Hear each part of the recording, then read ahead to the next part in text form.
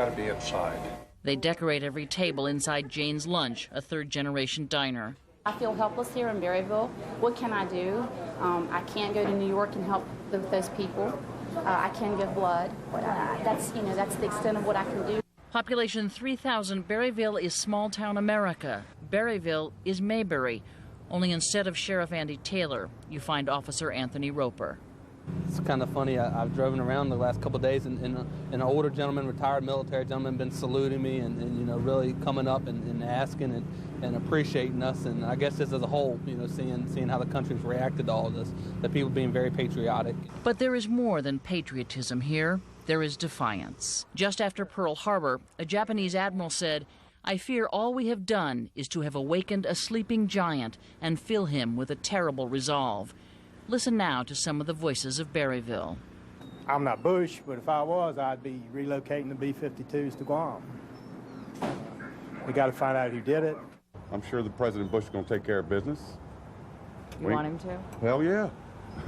Everybody's pissed, ain't they? Sure. They usually sell 10 copies of the New York Times at the Berryville newsstand. Wednesday morning, they sold 80, along with every other paper they had. They talk of little else over latte and chocolate chip cookies. First is, I can't believe it, and now there's such anger, and we better blast the hell out of somebody. Everybody's ready to flatten someone for having done this. The sleeping giant stirs again now in a small town. Candy Crowley, CNN, Berryville, Virginia. Our day here is done. Our coverage certainly is not. Jim Clancy and Colleen McEdwards from Atlanta, Garrett Gutley from here in New York continue our coverage. We'll see you later today. Get a bump shot.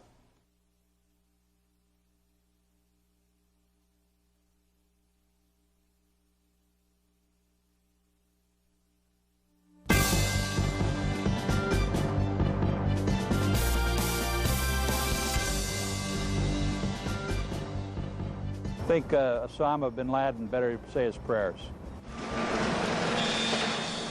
A call to action from U.S. leaders as a nation and a world continue to struggle to understand the extent of the devastating terrorist attacks on the United States. While around the clock, hour by hour, minute by minute, grieving family members in New York and Washington wait for any word of their loved ones. And a dramatic late development. 8 people arrested at New York airports. 4 of them had apparently been challenged when they tried to board a plane on the day of the attacks. Hello and welcome. We're going to continue now CNN's extensive coverage of America under attack. I'm Jim Clancy. And I'm Colleen McEdwards. It is now some 63 hours since the worst ever terrorist attack on American soil, and thoughts are turning to retribution. An emotional President Bush Thursday vowing to defeat the terrorists. Now's the time for the country to be united, and through the tears of sadness, I see an opportunity. Make no mistake about it, this nation is sad. But we're also tough and resolute. And now's an opportunity to do generations a favor by coming together and whipping terrorism, hunting it down, finding it, and holding them accountable. The nation must understand this is now the focus of my administration. In New York, the rescue efforts continue at this hour, but expectations are shrinking that many people could have survived the collapse of the Twin Towers of the World Trade Center, and this is why. CNN has obtained these remarkable pictures shot just a few hours ago of the devastation in Lower Manhattan. Just look here.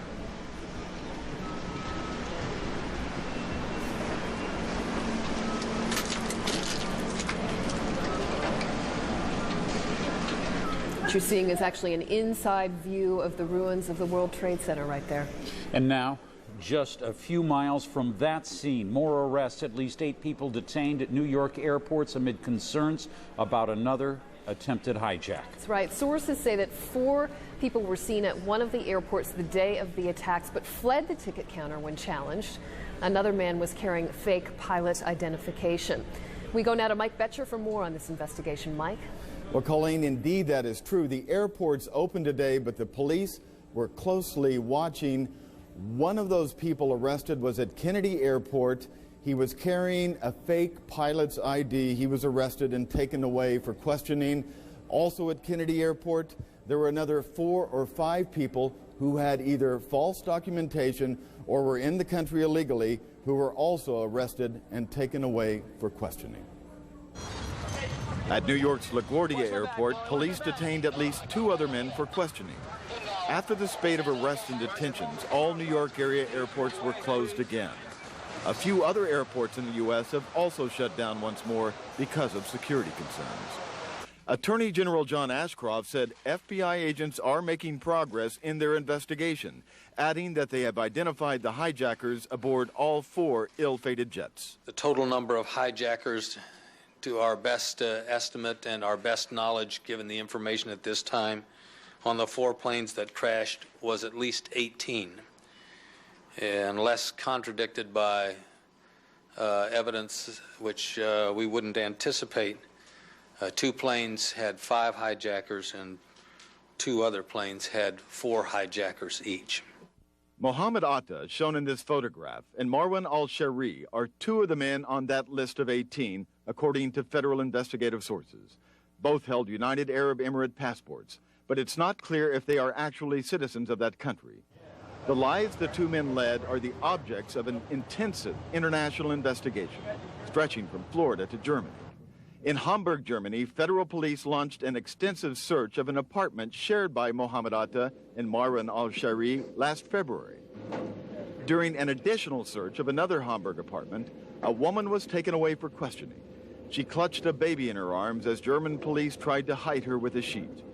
During the night, a total of 8 apartments were searched in the Hamburg area.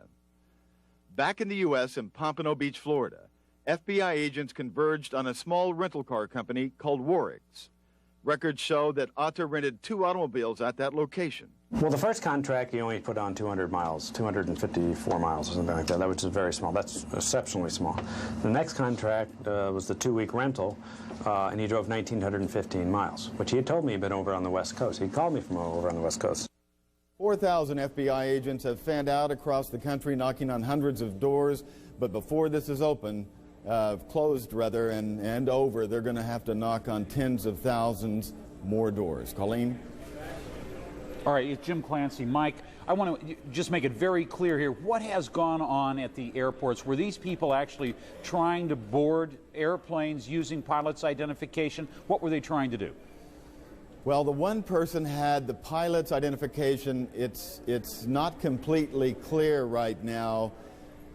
He was in the airport. We're not sure if he was trying to get on the plane. We do know the other 7 people who were arrested for having false documentation, for example, or not being in the country legally. They were trying to get on those aircraft to make flights, and what raised red flags was the fact that they had open-ended tickets, no set return date, and they were challenged. And we're told some of them tried to get away, but all were arrested. And we don't know, however, not all of them tried to get away, but we do not know, however, if they are connected at all with this current terrorist plot being investigated by the Federal Bureau of Investigation. All right, Mike Betcher, thanks to you for bringing us up to date on the investigation. Colleen? All right, Jim, thanks. Well, the rescue and recovery operation in New York City still remains very dangerous. The mayor is urging people to be patient because the process is so painstaking. And Garrick Utley joins us right now from the scene there. Garrick? Good morning, Colleen, here from Midtown Manhattan. The news today, part of it is what you just heard, what Mike Betcher was reporting, the airport's being closed down because of those arrests of suspects. Behind me is that by now very familiar and sad scene, the plume of smoke and dust rising in lower Manhattan under the arc lights where the rescue work is continuing. And the news also, sadly, is that today no new survivors have been discovered, have been unearthed there.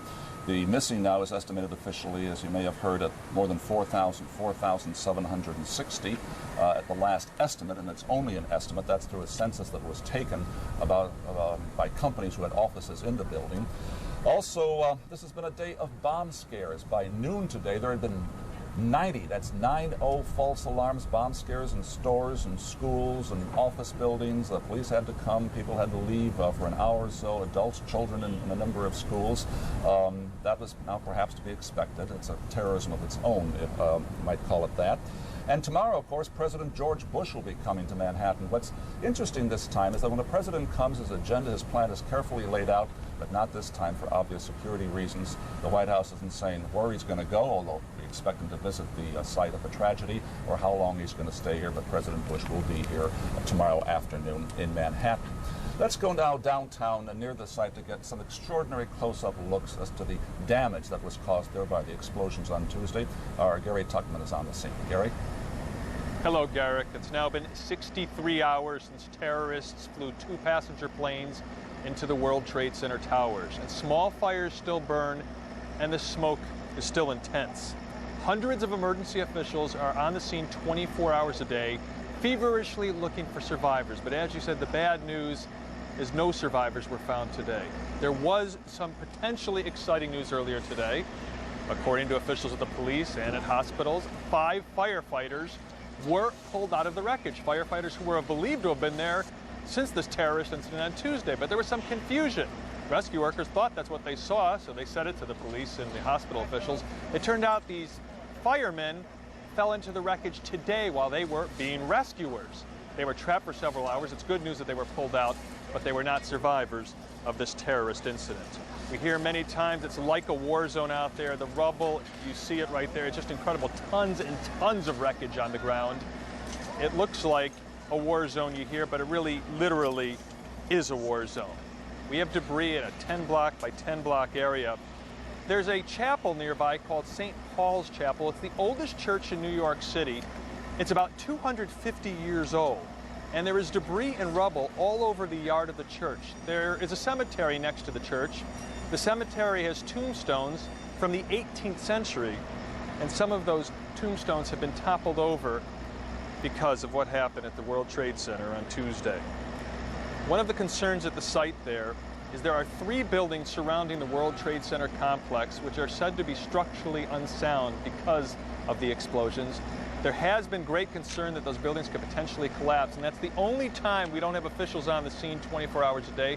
There have been some times when they've had to evacuate because there's been creaking of the buildings, there's been windows popping out, and that's the only time the rescuers have left.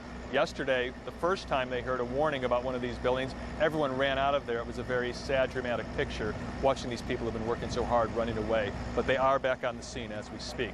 One other potential problem, the weather is deteriorating right now. Ever since Tuesday, the weather has been nice for these types of operations, but right now it's getting very windy, it's very cloudy. They're expecting a lot of rain tonight, and that could be a big problem as they continue to try to look for survivors. Garrick, back to you. Thank you very much, Gary Tuckman there in Lower Manhattan. What Gary was showing us, and what we've seen these last couple of days, those scenes of the devastation and the death there in Lower Manhattan, of course, was caused, it is believed, by an organization led by an individual, Osama bin Laden by name. Today, Secretary of State Powell put him at the top of the list. In fact, Osama bin Laden is now the most wanted person, most wanted man in the world, with a more multi-million-dollar prize on his head, if you will. But who is Osama bin Laden? Where is he right now? And what does he really want? The who is the easiest answer. Osama bin Laden is 44, a millionaire born in Saudi Arabia who has used his wealth to finance terror to fulfill his crusade against the United States. The where of bin Laden is mainly Afghanistan, where he built his terrorist camps. The Taliban regime there, which has sheltered bin Laden, has imposed its version and vision of Islam on Afghanistan. Women can work only in health and education fields and have few rights. There is a ban on using the internet and on importing movies, musical instruments, and even playing cards. Western aid workers have been put on trial, charged with the crime of preaching Christianity. In March, the Taliban blew up a pair of 2,000-year-old statues of Buddha, despite international appeals to save the treasures that had no place in the purist Islamic society the Taliban are trying to build.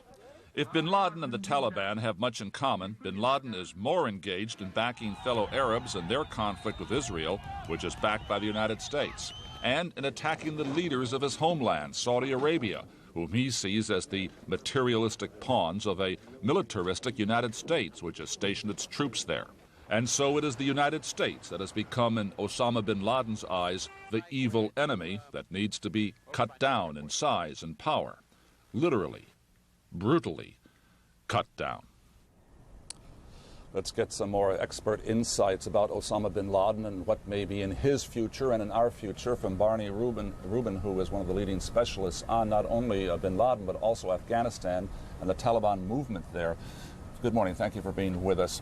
I think a question in many people's mind about Osama bin Laden is we're told we don't know where he is, we can't get our hands on him. But is he vulnerable or is he invulnerable now after these attacks? Well, no human being is invulnerable, but I think it's a very difficult problem to deal with because we're not dealing with a centralized organization with a name and a headquarters. We're dealing with a network of people of which he facilitates, he empowers, he helps it, but he doesn't control the whole thing, and he doesn't, as I say, no, there's no headquarters. It's like something that doesn't have a center that you can attack very easily. But we do know that he's been based in Afghanistan. He's had training camps there. We do know he's been sheltered, has been protected in a way by the Taliban movement, which runs most of Afghanistan right now. President Bush has said we're not going to distinguish between a government that shelters a terrorist and the terrorist himself. So what's this relationship between bin Laden and the Taliban leaders of Afghanistan? Well, bin Laden's history in Afghanistan goes back a long way, and we have to remember that we, the United States, had a role in it. He came to Afghanistan after the Soviet invasion and played a role as part of the operation that we ran and directed in fighting against the Soviet Union. He returned there after he was expelled from Sudan in 1996, and only after being there for some time linked up again with the Taliban. In the past couple of years, as the Taliban became more and more isolated, they came to depend more and more on him and his many Arab followers in the country. But do the Taliban, their leaders, and bin Laden, do they have common interests? Or is there some kind of tension, or could some kind of tension or space between them developed or be exploited by the United States? Well, there is tension between them right now, because the Taliban did not originate to carry out bin Laden's goal of a worldwide fight against the United States. They originated to impose their agenda on Afghanistan, to rebuild it in their very puritanical, repressive way. And the question for them is, are they now going to continue their alliance with this individual who has made it more difficult for them to get the kind of international assistance they might seek, or are they going to pursue their national goals? What do you think? Well, I think they haven't decided. And the problem for the United States and the rest of the world that is horrified by these events is to try to force them to make that choice and enable them to make that choice, to reject him. But you study the Taliban. You're an expert on the Taliban. Yes. Can that be done? I very much doubt it. The top leadership of the Taliban is now very close to Osama. However, within the broad framework of the Taliban movement, there are many people who wish he would disappear. Now, terrorism over the years we know has been used to achieve some goal, get land, power, political recognition, but that's not the case here. He's not asking the United States for anything. There's no negotiating position. There's no issue like that. This is unusual, isn't it? And doesn't it, in a way, strengthen his position? Well, most of these movements are real political movements based in a particular society, as you said, with political goals. In his case, it's much more of an ideological or even apocalyptic movement for a cause, and he wants, and his followers are drawn from all nations as well. That's really the difference between him and the Taliban. The Taliban are an extremist movement, but they're an Afghan movement with a kind of national extremist agenda. So we know it's hard to get at him. If somebody were able one day to remove him, would that solve the problem, or would this movement continue without bin Laden? Is he indispensable? He might be important, but of course he's not indispensable. We focus too much on him as an individual. Even in Afghanistan, there are other leaders of Arab extremist groups who are there with him who may be almost as important as he is, though they are not as well known. It's a network. A network is something that operates through linkages, not through dictation from above. This evening or early this Friday morning here in New York City, if you were to put your money, maybe even your reputation on the line, how do you see this playing out?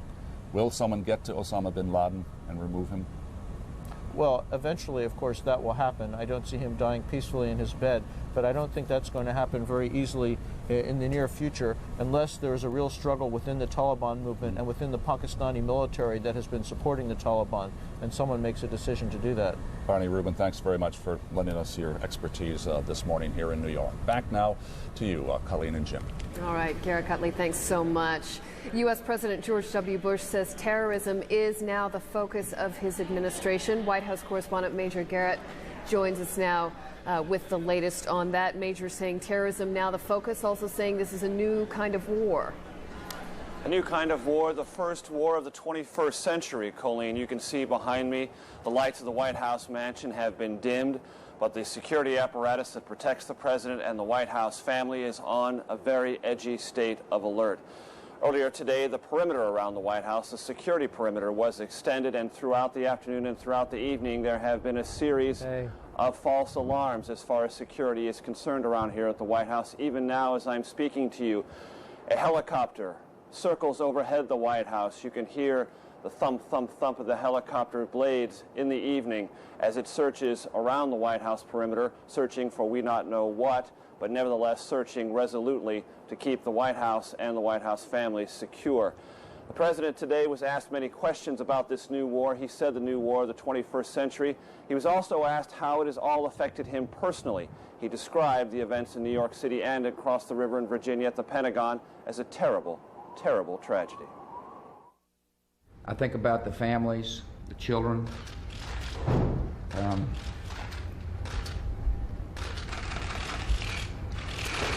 I'm a loving guy, and I'm also someone, however, who's got a job to do, and I intend to do it. And this is a terrible moment. But this country will not relent until we have saved ourselves and others from the terrible tragedy that came upon America. You can see the emotion etched on the president's face. Covering the White House, I can tell you it's sort of hard to put all this into some sort of historical context, Colleen. Many U.S. presidents have had to deal with the tragedy of sending thousands of U.S. service personnel to their deaths fighting a war. But never before in recorded U.S. history has a U.S. president had to preside over the deaths of so many civilians who never once imagined themselves becoming casualties in any kind of war, be it the first war of the 21st century or any kind of war. The emotional impact on this president must in fact be enormous. You saw just a little bit of it there in that response to a question he was asked today in the Oval Office. The president, of course, has met with his national security team repeatedly. He's also met with members of Congress, one of them, John Warner, a Republican from Virginia, a former Secretary of the U.S. Navy, and a senior member of the Armed Services Committee, said this country, this president, must be prepared for a very long and sustained effort against global terrorism. This will be a prolonged engagement. It will be over time, and it may be necessary to time and time again deal forcibly with those who would challenge the security of this country and indeed inflict any damage upon us. I've never seen a president more resolute, more determined, very calm, very confident, very forthright. Toward the end of giving the president all the tools he needs to prosecute whatever type of war against global terrorism, Congress is preparing to pass a $40 billion emergency supplemental bill to help the president not only continue on the investigation into the catastrophe in New York and in Virginia at the Pentagon, but to prosecute a war against global terrorism, and also to provide him the legal authority to do so. Congress hopes to get that emergency spending bill and a resolution authorizing a use of force for this president done at the very latest on Saturday, possibly as early as today, later on today. Colleen? Major, how much is being made there of Secretary Powell essentially saying that Osama bin Laden is a prime suspect in this, and yet other officials sort of not wanting to go quite that far at this point? Well, there's no secret, Colleen, here at the White House or among the president's most senior advisors, that Osama bin Laden, almost from moment one, was at the top of the list of those suspected of either being the person who organized and executed this or being very close to the person who organized and executed this act of terrorism. It is left to Secretary Powell to sort of identify him. Secretary Powell is the lead diplomat for the United States, working with partners that the United States hope will become part of a very broad coalition against whomever the United States tells the world it believes was responsible for this act of terrorism. And as the chief diplomat, it was left to him to sort of move those potential coalition partners in that direction by saying, look, we think we're moving in this direction. You should be so advised, because in the not too distant future, we're going to be asking you to join in this effort against this foe. Colleen? Understood. CNN's Major Garrett. Thanks. Jim? A lot of the focus, of course, is on Osama bin Laden. He is reportedly sheltered by the Taliban, the rulers of Afghanistan. And in turn, it is Pakistan that supports the Taliban there. Throughout the day, diplomatic pressure being brought to bear on Pakistan. Let's turn to Tom Mintier. He is in Islamabad for the latest. Tom?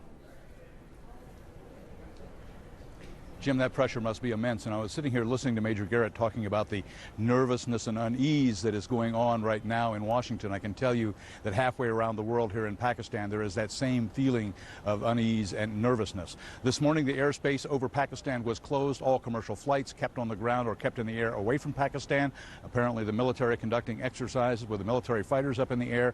That was for several hours. Normally, flights come in here in the very early hours, and they couldn't get down to land. They couldn't take off. Basically, the entire country's airspace was closed off. That made a lot of people very, very nervous that something maybe would be happening this morning here, either in Pakistan or Afghanistan, the possibility of a military strike.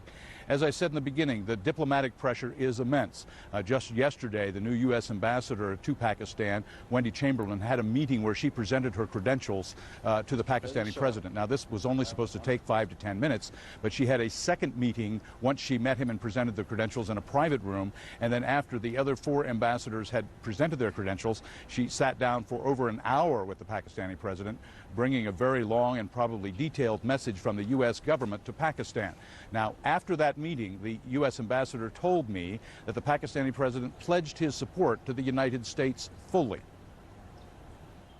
The President made a very strong statement that he was with us, and I think that's probably all I'm able to say at this point. But let me just say that it was positive, it was strong. He repeated several times during the meeting that he was with us. President Musharraf himself also went on television and has made numerous statements trying to reverse a perception that some feel is held around the world that Pakistan would not side with the United States in this. So the president himself has made it very clear where he stands and his government stands. Pakistan has been extending cooperation to international efforts to combat terrorism in the past and will continue to do so in the future. Countries must join hands in this common cause. I wish to assure President Bush once again and the United States government of our unstinted cooperation in the fight against terrorism.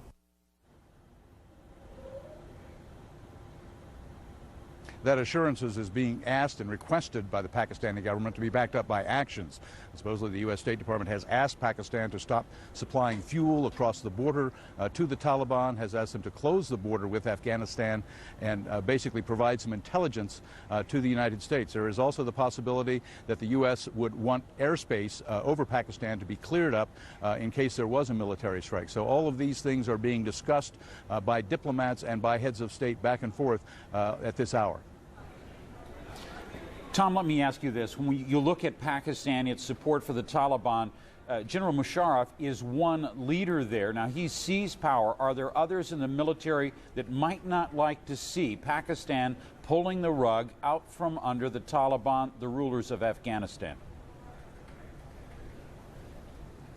I'm absolutely sure there are divisions within the military leadership about which way to go, whether the Pakistanis should support the U.S. move when it comes to military action. But you also have to remember where the president came from. He was the leader of the military before the bloodless coup that occurred here in Pakistan. So he is indeed the president, but he is also the top military commander of Pakistan. So trying to keep the troops in line is going to be a real challenge for him, because they are split. There are divisions about support for the Taliban. There are many military commanders in Pakistan and part of the intelligence service that do indeed supply not only information but supplies and other things that they've been accused of providing to the Taliban and to Osama bin Laden. So it's going to be a very difficult political struggle for the Pakistani president to keep things in line here if he indeed sides with the United States. All right, Tom Mintier there at the center of diplomatic activity this day as the U.S. presses on.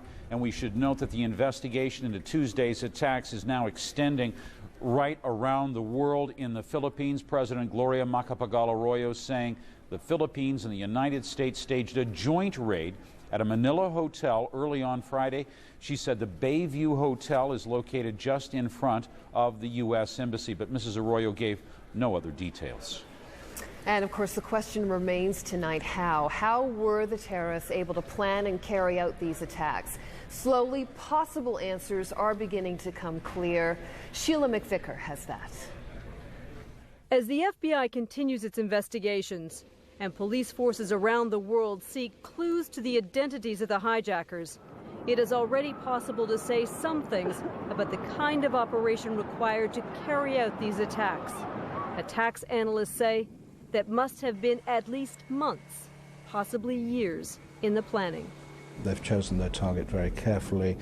They've assessed the level of security at the points of departure for all of these aircraft. They've done their homework very well indeed. If the hijackers and their handlers, investigators suggest perhaps as many as 50 people came from outside the United States, their first problem was documents, passports, identities that would permit them to enter the U.S. without detection, setting off no alarm bells. And that, analysts say, would not have been difficult. Infiltrating using false documentation, using identity theft is relatively easy and requires some planning, but it's not impossible to get access to that in many parts of the world. Months or even years ago, they would have slipped into communities trained to attract no attention, perhaps not even knowing, say terrorism experts, there were others who would be involved in the plot. And to evade American electronic eavesdropping, there would have been little telephone contact. Instead, months spent in planning and study, searching flight guides for long-haul flights, flights heavy with explosive fuel, and testing again and again airport security. I would suspect that they would have had months of reconnaissance to see and test and probe the security of getting the weaponry on board. It's quite possible that maybe these hijackers have carried out a trial run or several trial runs, taking the weapons that we believe at this moment that they had on board through security checkpoints time and again to see how often, how easy it is to do.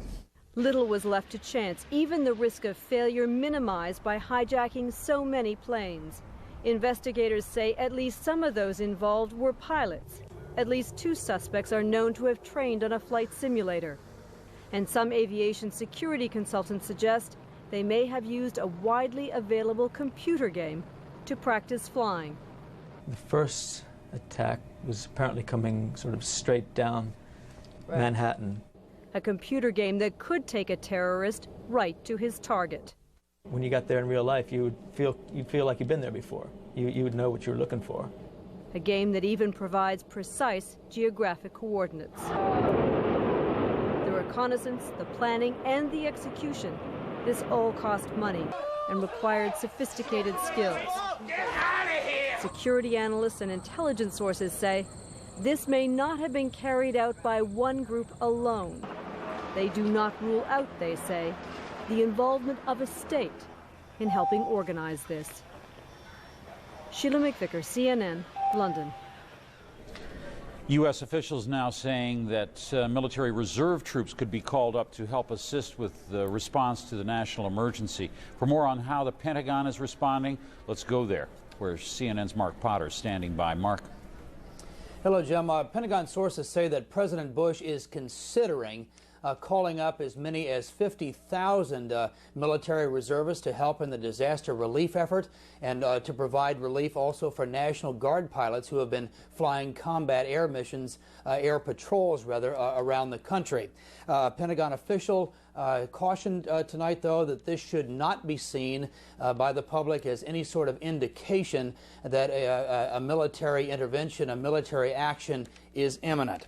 Now, Defense Secretary Donald Rumsfeld said that U.S. military pilots continue to fly those combat air patrols in the Washington, D.C., New York City corridor, and that pilots are on standby in what they call a 15-minute strip alert at 26 bases around the country.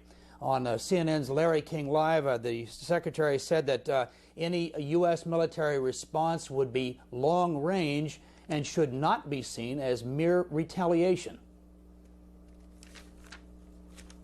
I don't think of it as retaliation. I don't think of it as punishment. I think of it as self-defense. The United States of America has every right to defend itself, and that is what it is about. It is consciously saying that countries and entities and people who actively oppose the United States and damage our interests by acts of violence, acts of war, are our enemies. And they are people and organizations and entities and states that we have every right to defend ourselves against. Now, here at the Pentagon, officials estimate that the death toll here in this building is approximately 190 people. Those killed, that includes those killed aboard the plane, and those killed in the building mostly come from the Army and the Navy and from the civilian worker corps associated with the Army and the Navy. About 70 bodies have been recovered here so far. As of late this afternoon, about half of them had been driven over to the Dover Air Force Base mortuary in Delaware. Now, the recovery effort was interrupted temporarily tonight because of a fire that broke out here in the building. It flared up for a short while before firefighters, as you can see here, went to work and they were able to put that fire out fairly quickly.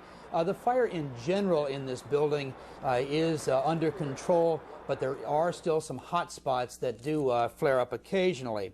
24 hours a day, workers are here. They're here at this hour, still going through the rubble, trying to shore up the building, looking for victims.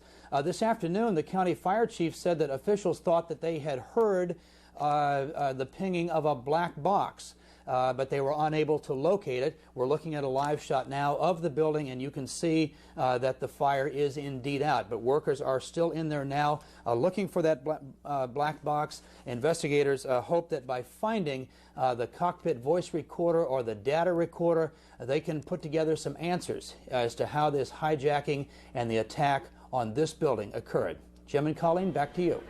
All right, Mark Parter, thank you for that report. We want to now take a moment and bring you up to date on the most important news we're following right now, and that is, of course, is the investigation of Tuesday's attacks. Authorities have arrested at least 8 people at New York City's 2 major airports amid concerns over the threat of another hijacking. Authorities say that 4 of the arrested were seen at one of the airports the day of the attacks. Law enforcement sources tell CNN the 4 fled as they were challenged at the ticket counter. Police say they took the suspects into custody on Thursday for carrying forged documents that included a counterfeit pilot's license. Now, that comes as rescuers are working around the clock, hoping to find survivors of the attack at the World Trade Center. But officials say hopes are fading fast. New York City Mayor Rudolph Giuliani saying around 4,700 people are still missing. U.S. President George W. Bush visits New York City on Friday. In an emotional appeal, Mr. Bush vowed Thursday that Washington will not relent until all of those connected to these attacks are held accountable. All right, more now on that investigation for you. We are joined from Memphis by a man who knows how investigations like the one being carried out in the United States are actually conducted. Weldon Kennedy is a former deputy director of the FBI. Mr. Kennedy, thank you so much for being here.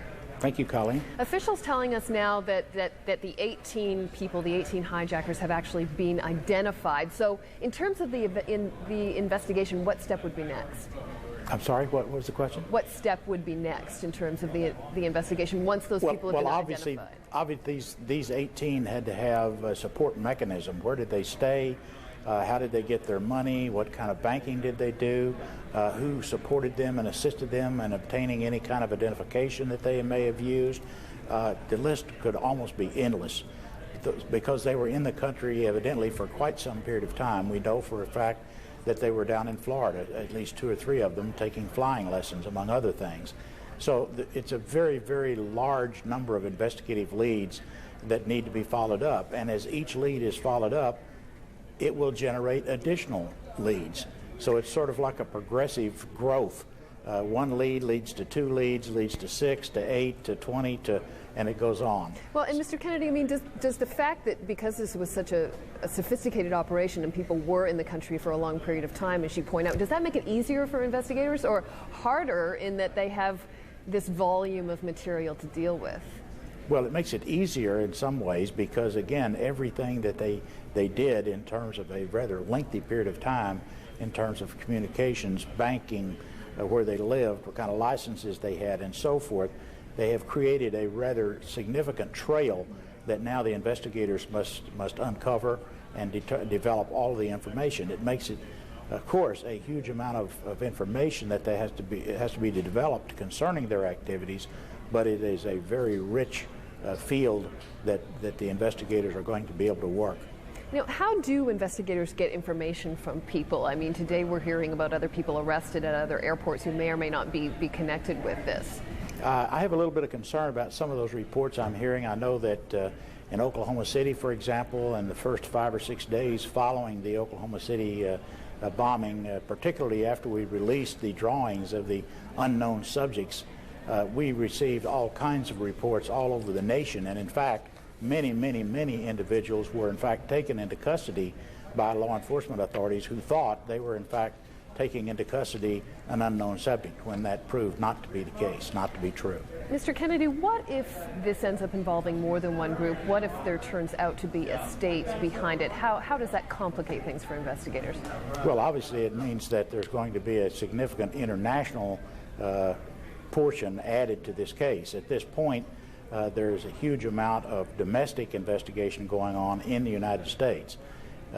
Obviously, and it's already become somewhat international. I'm hearing about investigation in Germany, and obviously as this case expands, there may very well be many different countries wherein there will have to be investigative activity. Yeah, the Philippines as well. Well then, Kennedy, we have to leave it there. Thank you very much for your time. Appreciate it. Thank you. All right. Well, the heightened security across the U.S. is having a ripple effect on transportation from neighboring countries as well. U.S. Customs and immigration officials have intensified their scrutiny of vehicles and of passengers who are trying to enter the United States. Cars and trucks at various entry ports from Canada are experiencing long waits, sometimes lasting as much as 12 hours. Ontario's Transportation Ministry urges motorists to postpone travel to the United States. There have also been delays along the border with Mexico. Well, meantime, air transport gradually being restored after Tuesday's ban on all commercial flights in U.S. airspace. Many airports and airlines resuming operations on a limited basis on Thursday, with travelers facing strict new security measures. Most airlines limited their flights to completion of those that were diverted after Tuesday's attacks. New York's 3 major airports opened briefly, but then were shut down after the FBI detained one person at Kennedy International Airport. Authorities say he tried to pass through security with false documents identifying him as a pilot. Well, Frank Buckley has been monitoring the situation at Los Angeles Airport. He's joining us from there now live. Frank? Jim, LAX did reopen today, but with a very limited schedule. On an average day here, you have some 2,100 flights today. Airport officials tell me there were less than 100 flights going in or out of Los Angeles. Still, there are some flights, and even at this hour here in Terminal 4 at American Airlines, there are people attempting to go home, many of these people having to spend the past few difficult days away from loved ones. But this morning, the first of the arriving passengers into Los Angeles came here aboard an Alitalia flight. It had been diverted to Canada on Tuesday. Today, it finally arrived in LA, bringing with it reunions, families together again. CNN's Chris Burns has more. Sighs and cries of relief that loved ones on an Alitalia flight from Milan to Los Angeles during the terror attacks weren't hijacked themselves. They were diverted to Calgary, Canada. Nunzia Bologna stayed calm, but her sister on the ground was terrified. But we was scared when we heard the news. So thank you, God, everything is okay now. The plane finally made it to Los Angeles International Airport Thursday, the first passenger flight here since the terror attacks. On Tuesday's flight, the passengers only knew they were being diverted until one of them called an operator on her cell phone.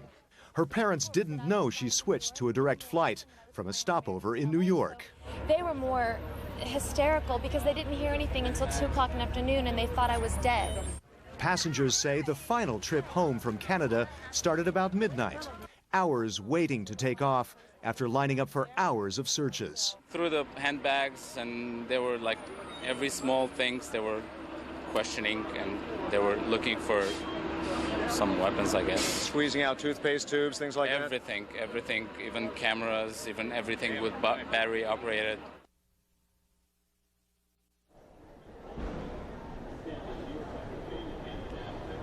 And back live here in Los Angeles, where the passengers are awaiting their flights wherever they can go this evening. Airport officials are hopeful that they will be able to increase the schedule tomorrow, but passengers everywhere are being warned to come early. Here in Los Angeles, domestic passengers are being told to come 2.5 hours early for their flights, 3.5 hours early for international flights. We can tell you that curbside check-in is a thing of the past, at least for the moment. Here in Los Angeles, people are not even allowed to drive their personal vehicles up to the curbs. They have to take shuttles to come in to the airport terminal area. We can also tell you that security is far more visible than it usually is, and also far less tolerant. There's one incident here in Terminal 4, for example, tonight, in which there was an unattended suitcase that was unattended just for a few moments. In a few moments' time, FBI agents and police officers surrounded that bag, and then a passenger sheepishly approached and said, "That's mine." She was thoroughly checked out, her identification was checked, and she was finally allowed to go on. But that's how tight the security is at this airport and how it will be at other airports across the U.S. Jim, back to you. All right, Frank Buckley reporting there from Los Angeles International, where the security is tight. The lines are moving. Colleen? All right, Jim, thanks. Well, on Wednesday, we brought you the story of Morgan Stanley and what officials there call the miraculous escape of the vast majority of that firm's employees from the World Trade Center. But now, sadly, we have to bring you the story of another firm that was not so lucky. CNN's Peter Viles has that. It is the saddest vigil you can imagine. Scott Hazelcorn's parents. It's not even revenge. I mean, I just want to hear my son's voice. Members of Jun Koo Kang's church. We all pray every night. John Perconti's wife, expecting their child in December. He called me at 10 to 9 and said, "Our building has just been hit by a plane, turn on the news." And I changed the channel and I saw what happened. And I said, "Oh God, John, please get out of there safely." And he said, "I love you, I have to go." What links these stories is that all the missing worked at Cantor Fitzgerald, all above the 100th floor of the North Tower, the first one hit. Cantor is not a glamorous firm, but it is crucial, one of the world's largest bond trading firms. 1,000 people worked up there, fewer than 300 are accounted for, but it is not clear any of those now safe were on the top floors Tuesday morning. I don't think anybody got out at this point, but we pray for miracles. Scott Hazelcorn's parents suspect that their son did not run for his life. He didn't care about himself. He only cared about his friends. If Scott was there and he was getting out, he'd probably help everybody up in front of him. That's the kind of kid he was. They gather at a city-designated center for relatives of the missing on 26th Street, where trees have become pleas for help. And further uptown at the Pierre Hotel, a gathering site for Cantor Fitzgerald families.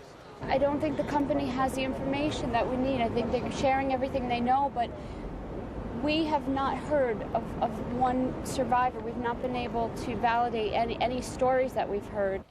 There are official clearinghouses for information on the missing, and Cantor Fitzgerald is using them.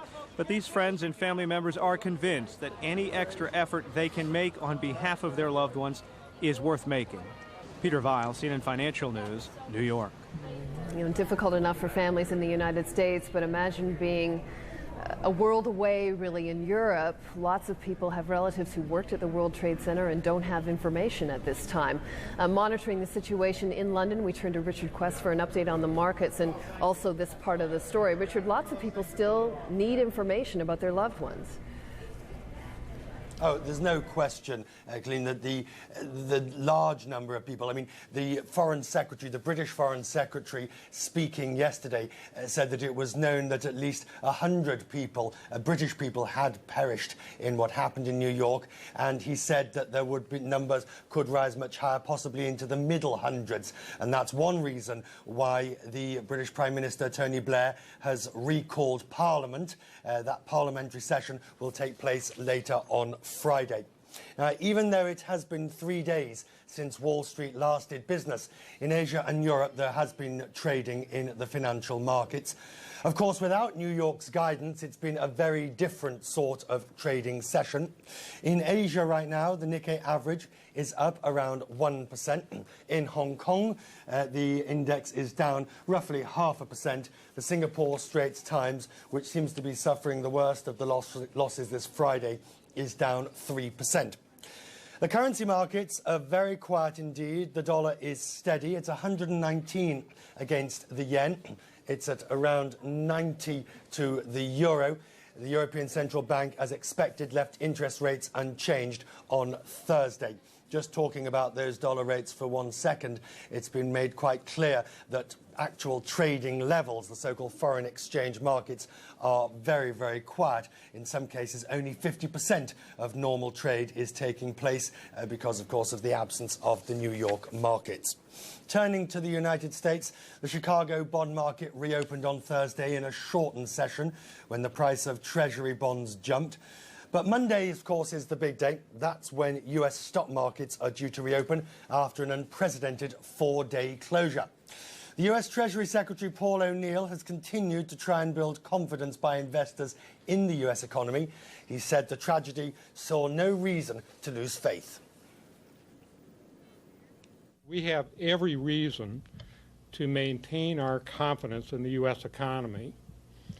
No evil, no matter how unspeakable, can destroy America's productive spirit.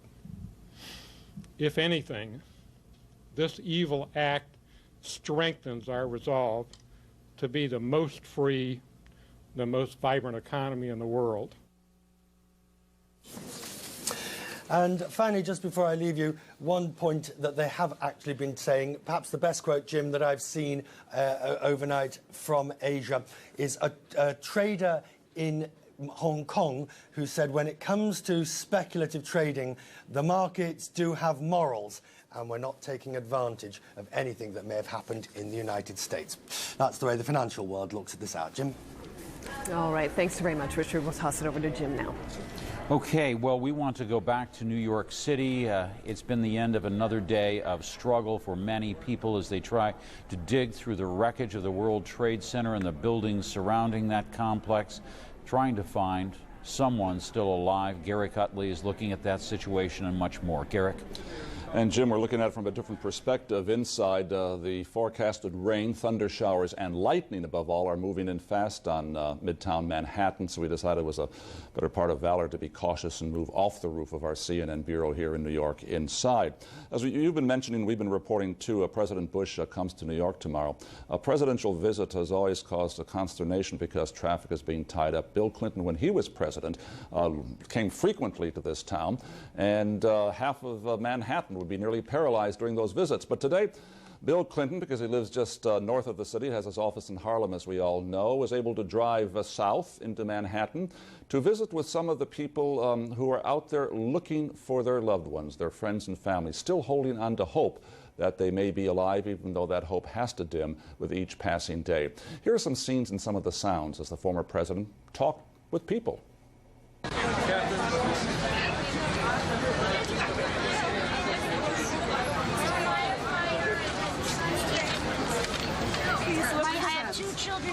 cemetery. He's their dad. He was in on the first and 12th floor, first thing the other morning.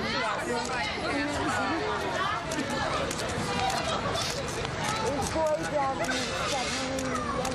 California, and we need to know where he is.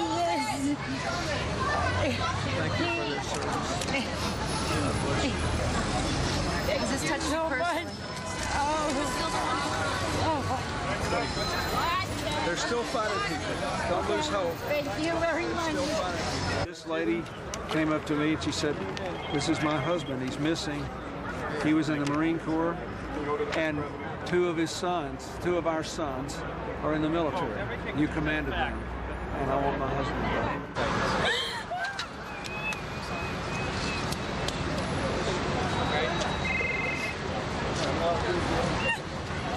President, can you please